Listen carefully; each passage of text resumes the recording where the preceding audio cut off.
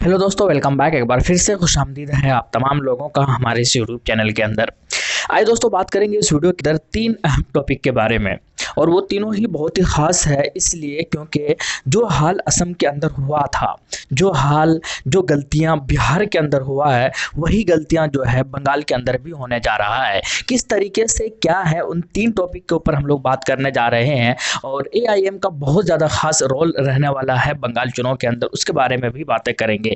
चलिए शुरू करते हैं। जैसे कि मैंने कल कहा था कि एआईएमआईएम से काफ़ी ज़्यादा जो है नफरत करते हैं कांग्रेस की पार्टियां, पहले से ये सबको पता था। और मैंने कल ये भी कहा था कि उन्होंने कहा है कि अगर एआईएमआईएम आईएसएफ के साथ रहती है तो कांग्रेस ने कहा है कि हम आईएसएफ के साथ जो है, यानी कि अब्बास सिद्दीकी साहब के पार्टी के साथ जो है वो गठबंधन नहीं कर पाएंगे जब तक एआईएमआईएम की पार्टी यानी कि अब्बास सिद्दीकी के साथ रहती है। तो कुछ लोगों ने कहा था कि आप झूठ बोल रहे हैं। मैं आपकी स्क्रीन पर ये दिख रहा होगा अंग्रेजी का ये अखबार कि no alliance with ISF if it joins hand with AIMIM says West Bengal Congress leader Abdul Mannan. तो आपको अब शायद क्लियर हो गया होगा कि बात क्या है। बात यह है कि उन्होंने सोनिया गांधी को लेटर भी लिखा है और कहा है कि हम चाहते हैं कि आईएसएफ के साथ गठबंधन हो। साथ में उन्होंने ये भी कंडीशन रख दिया है आईएसएफ के साथ कि अगर आप एआईएम के साथ रहते हैं तो फिर हम जो है आपके साथ गठबंधन के साथ चुनाव नहीं लड़ पाएंगे। पहली बात। दूसरी बात यह है कि एक चैलेंज किया है अब्बास सिद्दीकी साहब ने, और बड़ा खूब चैलेंज है। उन्होंने कहा है कि मेरे दादा जान 27 जब थे वो भी सुना करते थे कि बंगाल के अंदर 27% मुस्लिम आबादी है। मेरे अब्बा जान वो भी सुना करते और कहा करते थे कि बंगाल के अंदर 27% ही मुसलमान है। मैं भी सुनता हूँ कि बंगाल के अंदर 27% मुसलमान है। मेरा बेटा भी सुनेगा कि बंगाल के अंदर 27% यानी कि 27% जो है वो मुसलमानों की आबादी है। लेकिन सच्चाई क्या है? सच्चाई ये है कि बंगाल के अंदर अभी 41% यानी कि 41% मुसलमानों की आबादी है। बंगाल के अंदर कुल जनसंख्या 9 करोड़ है और मुसलमानों की जो जनसंख्या है वो 3 करोड़ 69 लाख है। हिंदुओं की जो जनसंख्या है 4 करोड़ 50 लाख है, बाकी दूसरे अलग अलग है। इस तरीके से उन्होंने कहा है कि अगर हम लोग एक साथ होते हैं तो 130 से 140 विधायक जो है वो हमारे होंगे और हम डिसाइड करेंगे कि किनकी सरकार बनेगी। साथ में वो ये भी कहते हैं कि 64 सांसद जो है वो हमारे इस तरीके से बन सकते हैं। मुर्शिदाबाद के अंदर 92% है, मालदा के अंदर 73% है। इस तरीके के कुछ परसेंटेज उन्होंने ये भी बताया है। साथ में उन्होंने ये भी कहा है कि बंगाल के अंदर बहुत सारे लोग इसके ऊपर जो है आपत्ति जताते हैं। मैं कहता हूं उनको कि अगर मेरा ये डाटा कोई भी अगर साबित करके दिखा दे कि मैं ये डाटा जो है बंगाल के अंदर 41% मुसलमानों की आबादी नहीं है तो मैं उसको 5 लाख रुपए दूंगा। साथ में उन्होंने ये भी कहा है कि मैंने ये जो डाटा है वो कलेक्शन ईदगाह से किया है, क्योंकि ईदगाह एक ऐसी जगह है जहां पर मुसलमानों हर लोग जो है वहां पर पहुंचते हैं सालों के अंदर नमाज पढ़ने के लिए, और ये डाटा जो है मैंने वहीं से कलेक्ट करवाए हैं। अब आप समझ सकते हैं कि कुछ लोग क्यों नहीं चाहते हैं कि मुसलमानों की ये सच्चाई जो है, मुसलमानों की एक सच्ची जनसंख्या जो है वो बताया जाए, क्योंकि उनको लगता है कि अगर इस तरीके से बता देंगे तो मुसलमान कौम जो है वो एक्टिव हो जाएगी और फिर जो है वो ये समझ जाएगी कि अब हम डिसाइड करेंगे। और नहीं चाहते हैं दूसरे लोग, कांग्रेस जैसे लोग, कि वो इस तरीके से कभी समझे या सोचें या जाने कि मुसलमान लोग इस तरीके से भी रिएक्ट कर सकते हैं।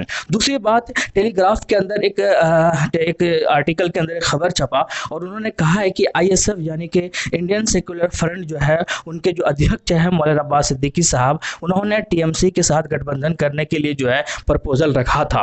उन्होंने कहा था कि 44 सीटें हमको दे दो, हम आपके साथ जो है गठबंधन, हम साथ में मिलकर चुनाव लड़ेंगे ताकि बीजेपी को हराया जाए। और उसके ऊपर जो दीदी का रिएक्ट था, दीदी ने साफ तरीके से उन्होंने इनकार कर दिया और कहा कि हम आपको एक भी सीट नहीं देंगे। ये जो गुरूर है, ये गुरूर बहुत कुछ बताता है। ये गुरूर बताता है कि कितना ज़्यादा जो है वो लोग एकदम लेके चल रहा है कि मुसलमान जाएंगे कहाँ, मुसलमान तो डरे हुए हैं, मुसलमान तो डरते हैं बीजेपी से, जाएंगे कहाँ, अल्टीमेटली हमको ही सपोर्ट करेंगे। आइए एक नज़र दौड़ाते हैं थोड़ा सा पीछे की ओर और देखते हैं 2011 के अंदर क्या हुआ था। 2011 के अंदर असम विधानसभा की अगर बात की जाए तो भाजपा यानी बीजेपी वहां पर मात्र 5 सीटों पर जीत हासिल की थी, लेकिन वही भाजपा 2016 के अंदर 78 सीटों पर जीत हासिल की और उन्होंने सरकार भी बनाया वहां के क्षेत्रीय पार्टी के साथ मिलकर। लेकिन मजे की बात यह है कि एआईयूडीएफ जो कि 11 सीटें जीत पाई थी, उन्होंने कहा था बार बार कांग्रेस से कि आप हमारे साथ आ जाइए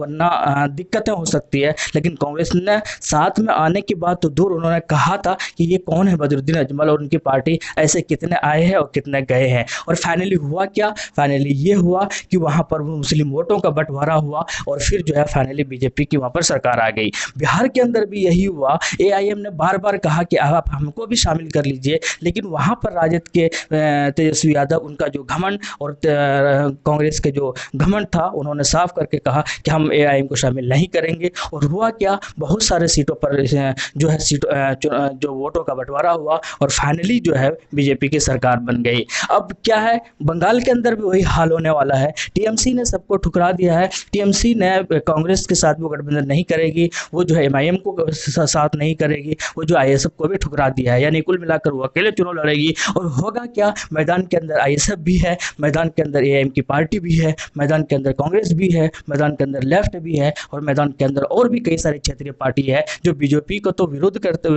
करते हैं लेकिन एक साथ भी नहीं आना चाहते हैं। और होगा क्या, होगा वही जो हाल असम के अंदर हुआ वोटों का बंटवारा, जो हाल बिहार के अंदर हुआ वोटों का बंटवारा, और फिर फाइनली जो है आप बीजेपी का वेलकम करने को तैयार हो जाओ। जो गलतियां राजद ने की थी बिहार के अंदर, जो गलतियां कांग्रेस ने किया था असम के अंदर, वही गलतियां जो है शायद आपको देखने को मिल सकता है बंगाल के अंदर, सिर्फ और सिर्फ टीएमसी की जिद की वजह से, कांग्रेस की मूर्खता की वजह से और सबको अपना अपना गुरूर और घमंड और तकब्बुर की वजह से। ये सारे लोग चाहे बस सबका जो मनमाना है, ये लोग इन्हीं की वजह से जो है वोटों का बंटवारा होगा और फाइनली जो है वहाँ पर जो है बीजेपी की सरकार बनते हुए मुझे तो नज़र आ रही है। अगर ये लोग सही तरीके से सही वक्त पर अगर स्टेप और कदम नहीं उठाएंगे, एक साथ प्लेटफॉर्म पर नहीं आएंगे, हालांकि ये बार बार कह रहे हैं आईएसएफ के अब्बास सिद्दीकी साहब कि हम सब में गलतियां हैं, हम सब बाद में इसको धीरे धीरे ख़त्म कर लेंगे, लेकिन अभी ज़रूरत है एक साथ आने की, सारे गिले शिकवे भूल कर एक प्लेटफॉर्म पर आने की।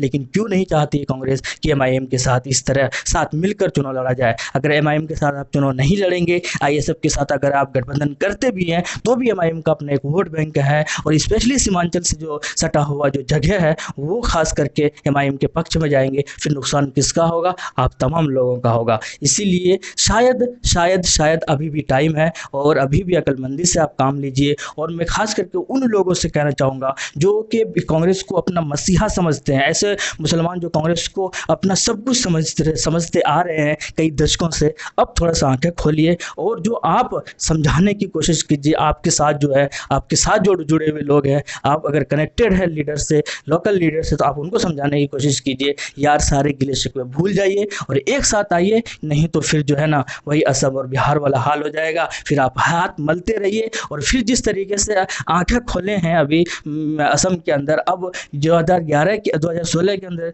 गठबंधन करने के लिए कह रहे थे एआईयूडीएफ ने, तो नहीं किया था, बीजेपी की सरकार आई। अब 2021 के अंदर वही बीजेपी एआईयूडीएफ के साथ जहां गठबंधन करके चुनाव लड़ने वाली है। तो ये जो काम आप आगे चल कर करेंगे तो वक्त रहते क्यों नहीं कर लेते। अक्लमंदी इसी में होगी, भलाई इसी में होगी। अगर आप सच में सेकुलरिज्म को दिखावा करते हैं, सच में आप सेकुलरिज्म को ऐसा बताते हैं कि आप है सेक्युलर, तो फिर आपको ज़रूरत है कि एक साथ एक प्लेटफॉर्म पर आने की, गिले शिकवे भूल जाने की। तो आप इन सारी चीज़ों को उम्मीद है कि लोग समझेंगे, वहाँ के लोग, और समझाने की भी कोशिश करेंगे।